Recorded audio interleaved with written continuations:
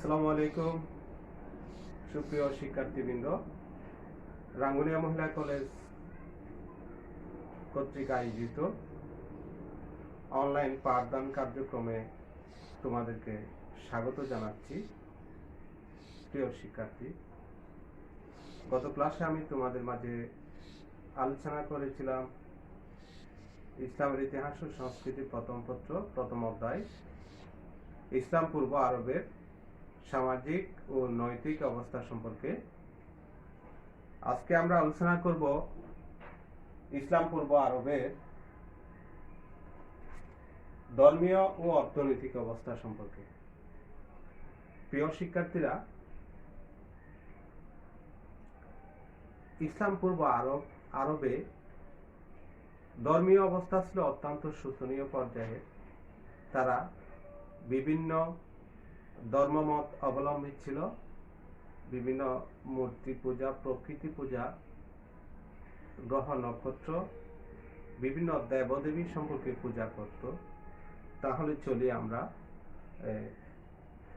প্রথমত আমরা আলোচনা করব তাদের ধর্ম মতাবলম্বী সম্পর্কে। ইসলাম পূর্ব আরবের অধিবাসীরা সাধারণত তারা চারটি শ্রেণীতে বিভক্ত ছিল। ইহুদি, প্রথমত হচ্ছে ইহুদি, দ্বিতীয়ত হচ্ছে খ্রিস্টান, তৃতীয়ত হচ্ছে প্রকৃতি পূজারী তথা মূর্তি পূজক, এবং চতুর্থত ছিল হানিফ সম্প্রদায়। এ সময় ইহুদিরা বিশ্বজগতের স্রষ্টা ও নিয়ন্তা সম্পর্কে কোনরূপ সঠিক ধারণা তাদের ছিল না। তারা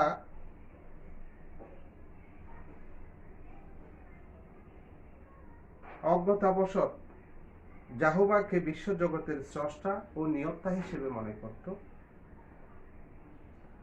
ধর্মীয় ও আধ্যাত্মিক ক্ষেত্রে তারা বৈষম্য ও বিভ্রান্তি সৃষ্টি করেছিল। ইহুদি ধর্মের ন্যায় খ্রিস্ট ধর্মও ভ্রান্তির আবর্তে তারা আবদ্ধ ছিল। তারা এক আল্লাহর পরিবর্তে তিন খোদার অস্তিত্বে বিশ্বাসী ছিল।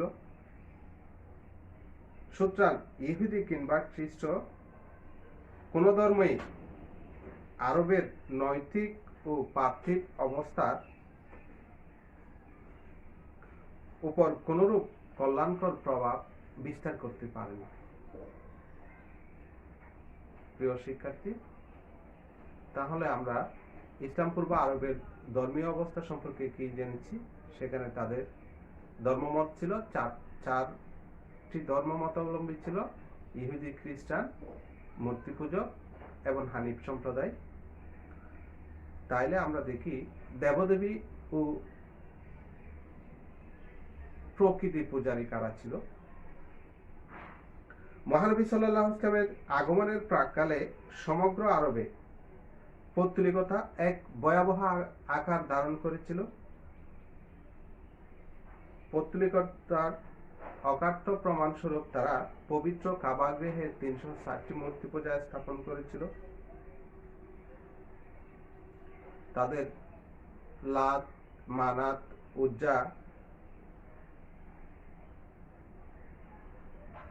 উজ্জা ছিল প্রধান তিনটি দেবী। প্রস্তর মূর্তি। আল্লাহর কন্যা হিসেবে তারা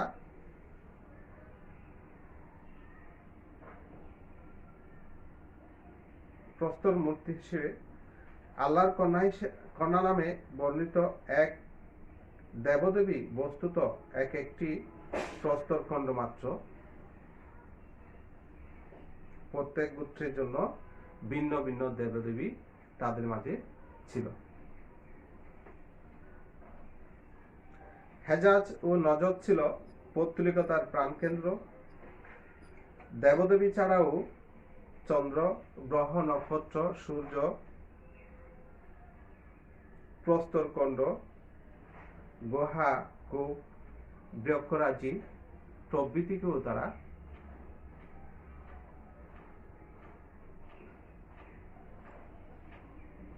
শক্তিরূপে পূজা করত।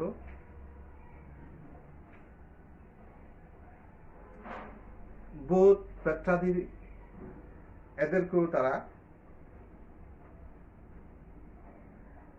প্রাণীর উপর তাদের অগাধ বিশ্বাস ছিল। উপরন্তু তারা কৃষি ক্ষেত্র ও মরুভূমির ভিন্ন ভিন্ন দেবদেবী রয়েছে বলে তারা ধারণা করত। কাবা গৃহ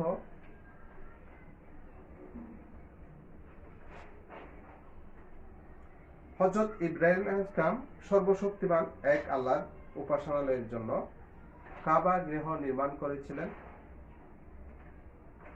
কালক্রমে পৌত্তলিকতার আরববাসীরা পবিত্র কাবা গৃহে 360টি মূর্তি স্থাপন করেছিল। ইমারতটিতে প্রাক ইসলামী আরবের সর্বশ্রেষ্ঠ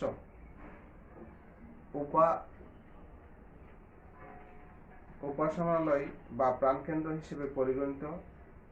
বছরের এক নির্দিষ্ট সময়ে মক্কায় তীর্থযাত্রা করে আরববাসী কাবা মন্দিরের চতুর্দিকে প্রদক্ষিণ করত এবং বলিদানের মাধ্যমে তারা অনুষ্ঠান পালন করত। মনুষ্য আকৃতির হুবল ছিল মক্কার উপাসনালয়ের প্রধান বিগ্রহ। ধর্মীয় কুসংস্কার প্রাক ইসলামী আরবে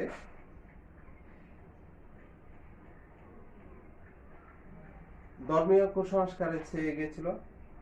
তারা কাবা গৃহের রক্ষণাবেক্ষণকারী পুরোহিতগণ ধর্মীয় ক্ষেত্রে জনসাধারণের উপর যথেষ্ট প্রভাব বিস্তার করেছিল।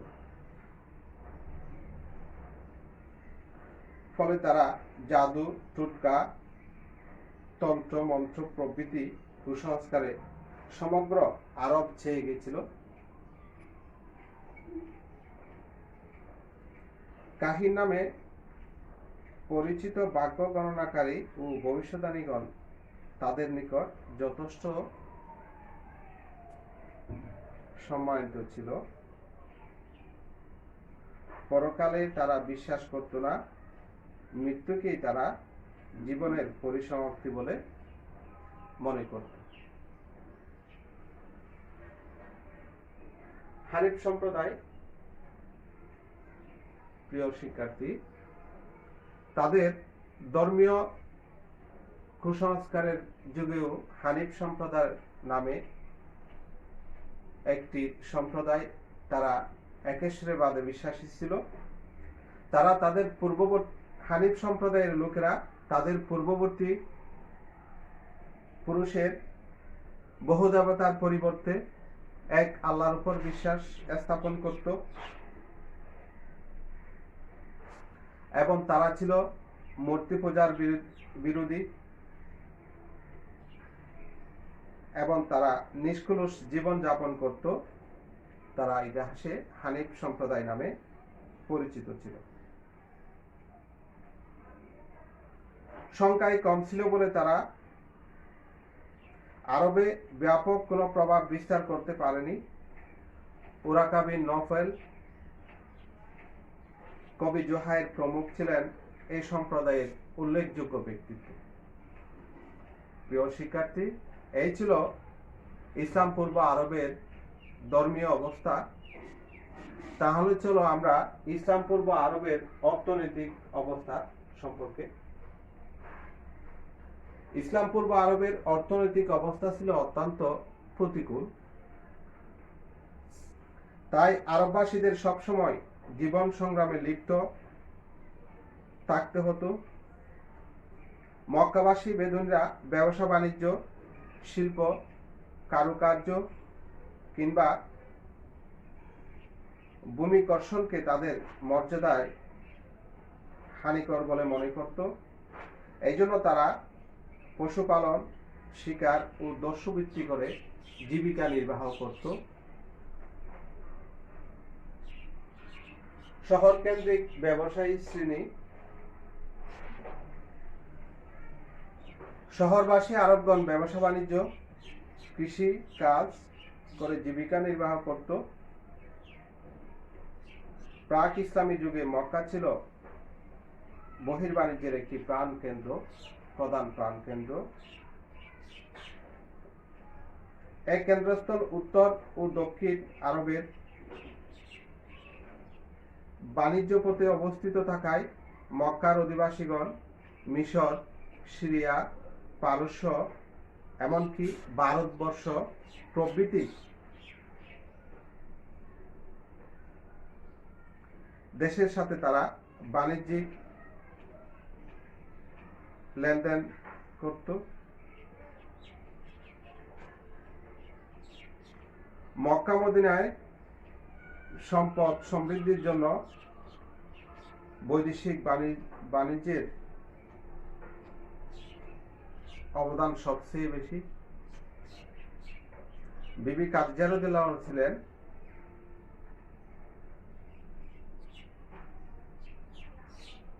সেই সময়কার মর্যাদা সম্পন্ন একজন ব্যবসায়ী,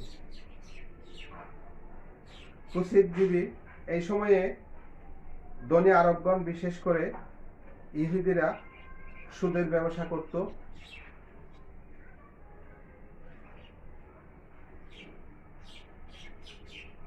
ঘাতক ঋণের দায় অনেক সময়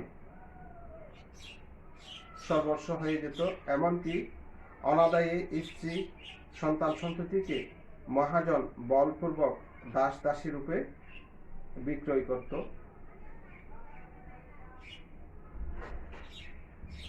শোষণের ঘৃণ্য প্রথা ইসলামে বর্জিত হয়। কারিগর। ইহুদি সম্প্রদায় ছাড়া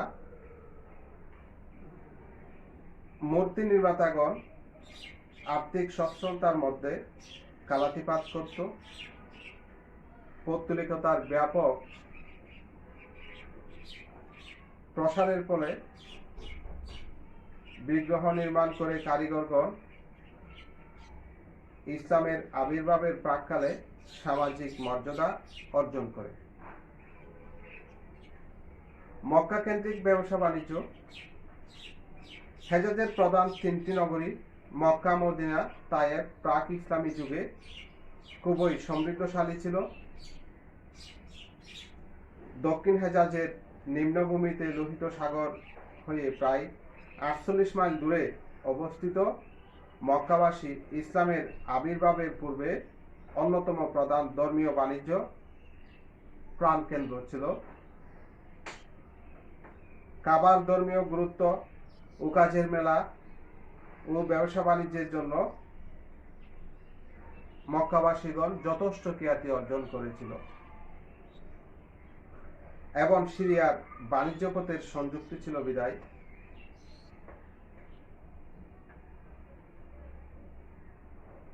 মক্কার তুলনায় মদিনা ছিল অত্যধিক শস্য শ্যামল। বানু নাজির ও বানু কুরাইজা নামক দুটি ইহুদি গোত্র মদিনায় কৃষিকাজের সাথে জড়িত ছিল, সম্পৃক্ত ছিল।